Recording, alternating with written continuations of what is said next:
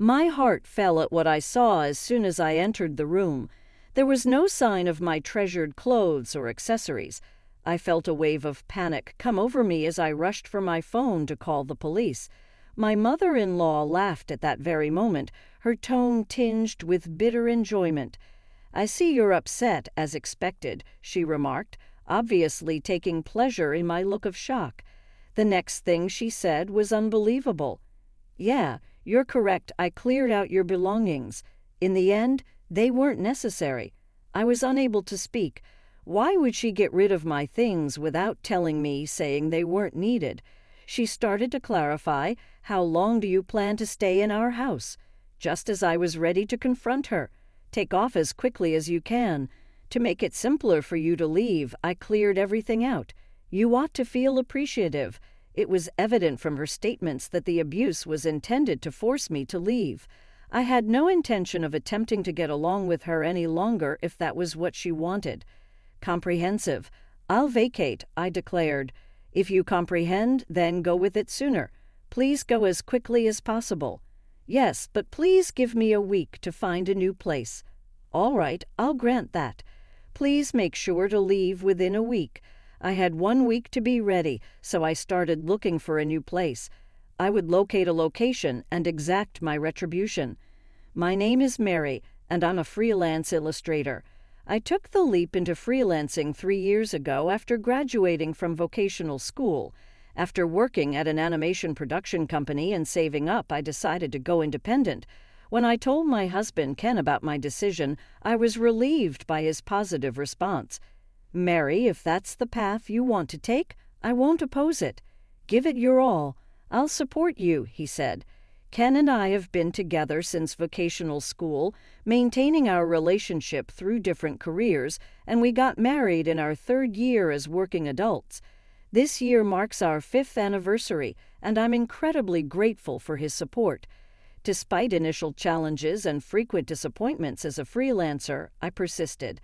I continued to draw and post on social media, and eventually, one of my drawings gained unexpected attention. This led to my rise as a prominent illustrator on social media. Jobs from companies and apps for sticker designs started rolling in, and my monthly income soon exceeded $8,000. I'm truly grateful for your encouragement. It's the result of your hard work, Mary. You're amazing, Ken said. I can't thank him enough. If he had opposed my decision to become independent, none of this would have been possible. I wouldn't have achieved this level of income if it weren't for my persistent efforts. Although I haven't saved up a lot yet, my goal is to buy a house and create my own workspace. While I'm grateful for the increase in work, our current flat is becoming increasingly cramped, making it difficult to store important documents. One day, my husband suggested a potential solution. "Why don't we move to my parents' house? There's a spare room there, and it's only my mom living there now. What do you think?" I was taken aback. "Really? Are you sure that's okay?" He reassured me. "Yes, I've already spoken to my mom about it. Ever since my dad left with his affair partner when I was little, that room has been empty. Mom said it's fine for you to use it. It was a generous offer, and I saw no reason to decline." I agreed to the move, and 2 weeks later we visited his family's house. My mother-in-law greeted us warmly. "It's been a while, Mary," she said. "Yes, it has," I replied. "I've heard from Ken that you're a popular illustrator now." "Oh, it's nothing like that," I said modestly. "Feel free to use the room as you like." "Come in," she invited us with a smile. I felt at ease with my kind mother-in-law and husband and was determined to focus on my creative work in this new environment. Thus, a new chapter of my life began at my mother-in-law's house. At that time, I was unaware of the underlying dynamics within the family. 3 months after moving in, I had settled into the new surroundings. This job is done, I thought, pleased with the improved work environment and the significant boost in my income. Everything seemed to be going smoothly. However, 2 months later, life took an unexpected turn. My husband was suddenly laid off from his company. What should I do now? He sighed as soon as he got home. I was concerned. What happened? Was there trouble at work? Are you okay? Was there an issue with a client? He had been working in sales at a major trading company handling industrial products since graduating from vocational school. I had initially thought it was a minor issue with his sales performance, but his response was completely unexpected. "I've been fired," he said. "What?" I was taken aback. "You mean you've been laid off?" "Yes," he explained. "But why? You've been working so hard. How could this happen?" I asked, struggling to grasp the situation. They said our department was underperforming and that maintaining us was a burden. They gave me a choice between a drastic pay cut or a decent severance package. "It's effectively downsizing," he said. I was at a loss for words. I felt helpless, unable to comfort him as he faced this unexpected turn of events. The company he had dedicated years to had discarded him so easily. The next day, my husband began spending his time idly at home. I hoped he would quickly start looking for a new job, but he didn't seem ready to take that step. It looked like the responsibility of supporting us now fell on me. Determined to make up for the lost income, I threw myself into my work with even more dedication. Sometimes I worked nonstop from morning till night, barely finding time to eat. I wondered if I was pushing myself too hard, but the results were undeniable. At the end of the month, a substantial amount of money was deposited into my account, an amount I had never seen before.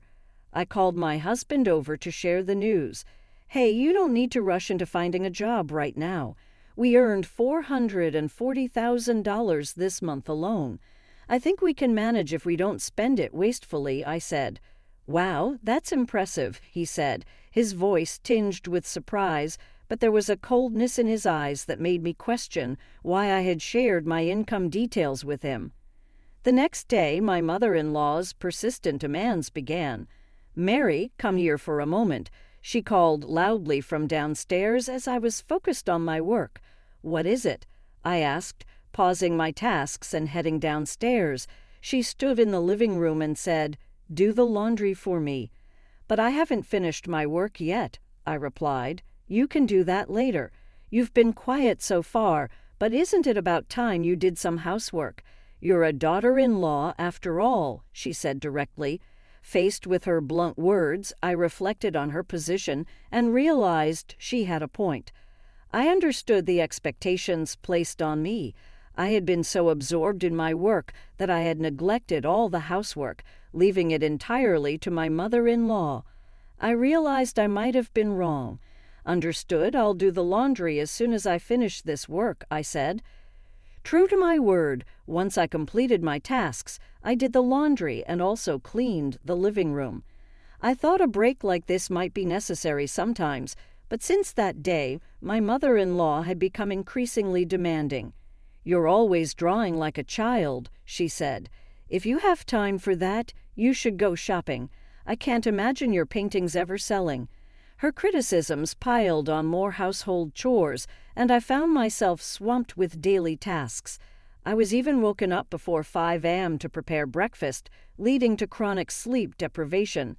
My concentration faltered and my productivity significantly decreased, although my income hadn't dropped significantly. Yet I worried that I might not be able to continue working if this continued.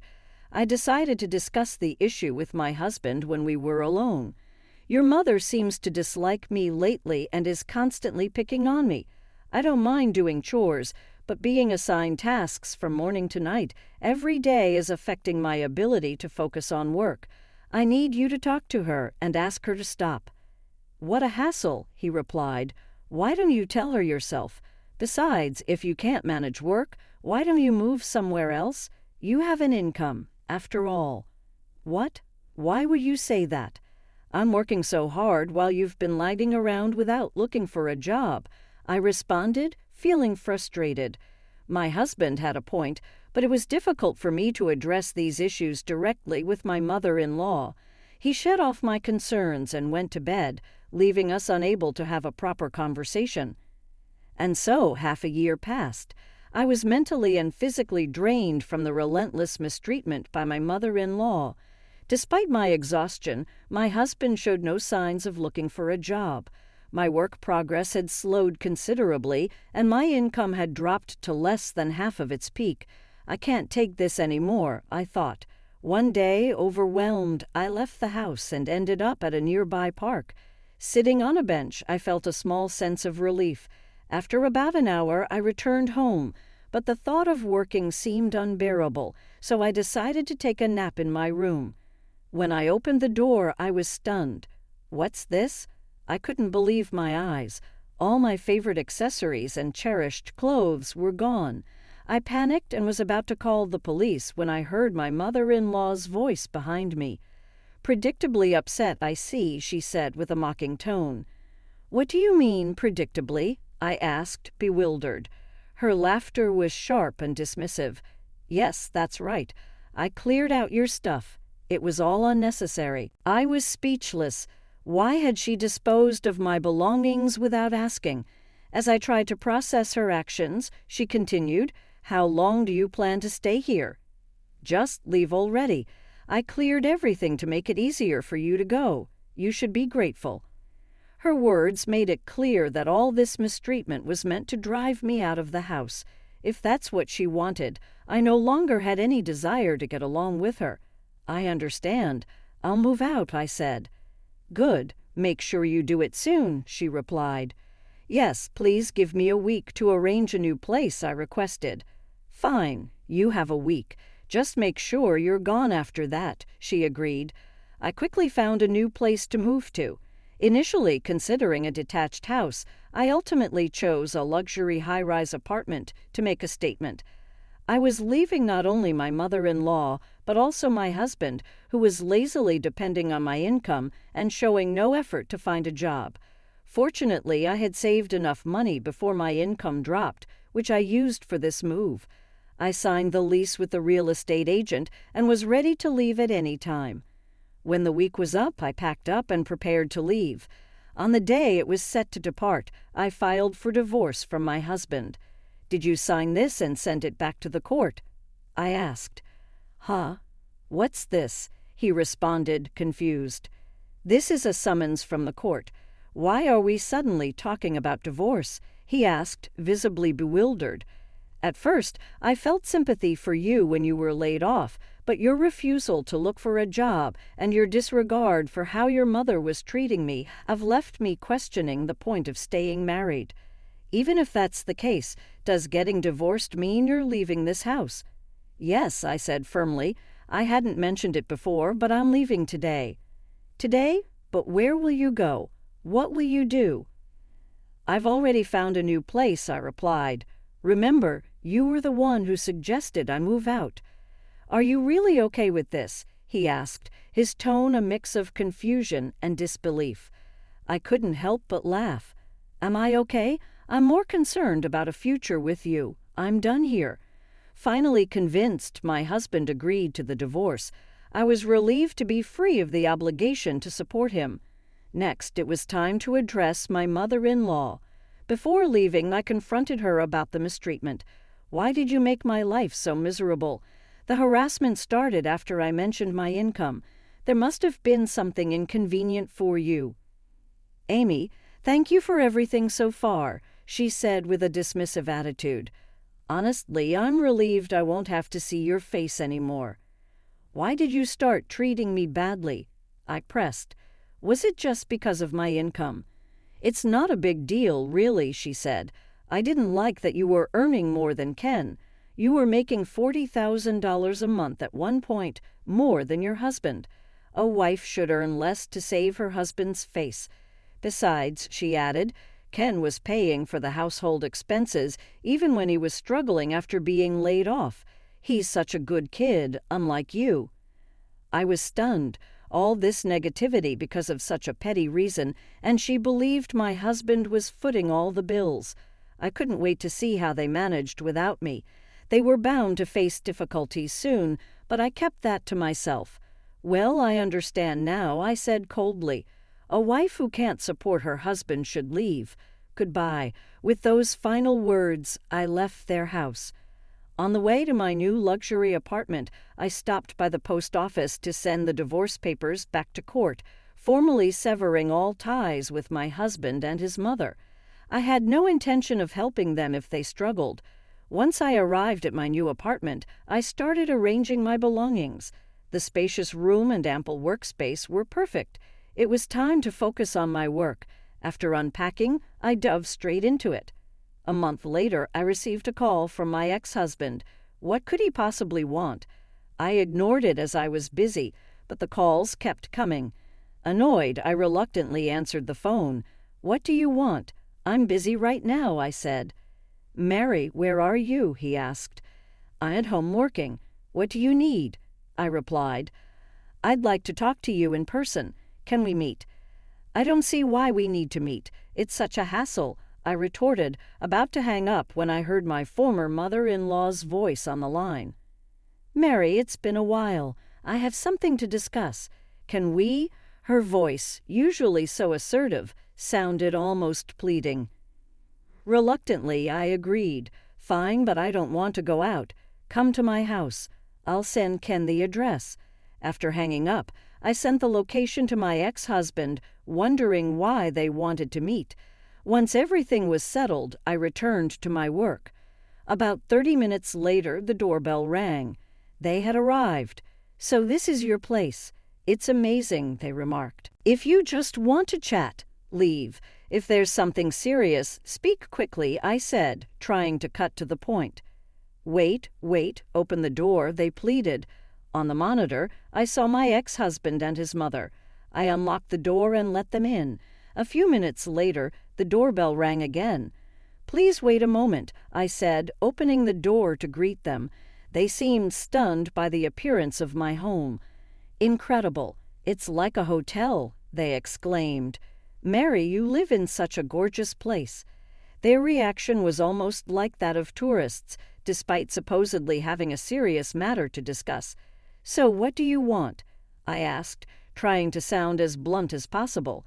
"If there's no real issue, please leave. You're interrupting my work." Suddenly they spoke in a panic. "Mary, we need your help. We can't afford our living expenses. Even our electricity, gas, and water have been cut off.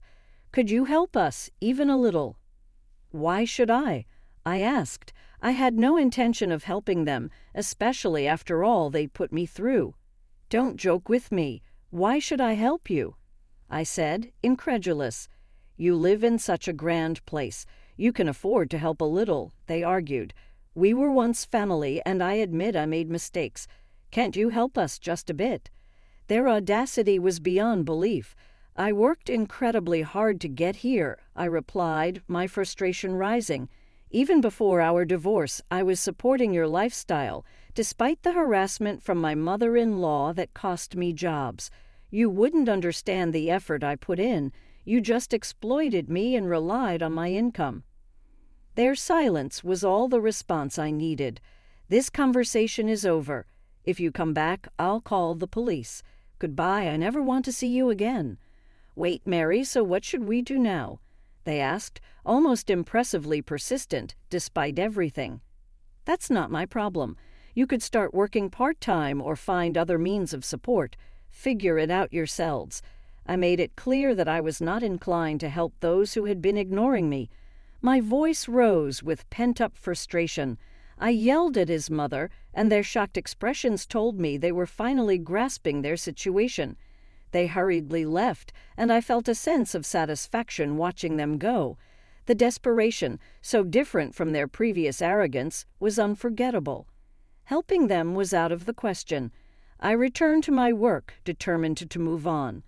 A month later, I finished work early one day and planned to enjoy some free time. I remembered I hadn't opened the living room curtains, so I pulled them back and glanced outside. To my surprise, I saw my former mother-in-law and ex-husband walking around my apartment building. They're still persistent, I thought, noting that they didn't come to my door. They were probably mindful of my warning. Curious, I decided to take a closer look. I watched them from the window and then made a call. "Hello, what are you doing?" "What do you mean, what are we doing?" My ex-husband replied, sounding defensive. "We're just walking around." "I can see you from here." "Don't make me call the police," I said. "No, we're here, but we're not doing anything wrong," he insisted. "So, what do you want? You came to ask for my help, did you?" "Well, yes, but I've started working as a contract worker, and I hadn't received my salary yet. Could you lend me some money? I'll pay you back," he pleaded. "You had to feel cornered before you would ultimately beg for assistance. It is good that you have a job. You ought to be able to borrow from someone else if you're employed before coming to me. Farewell." I cut the call short. I heard police sirens in the distance about an hour later. I was thrilled to see my ex-husband and his mother being led into a police vehicle when I walked up to the window. Someone must have reported their suspicious behavior to the police before me. They didn't seem to be depending on me at all after this happened. I made care to alter my phone number and remove my ex-husband's contact information, and I never saw them again. I was live my life for myself from this point on.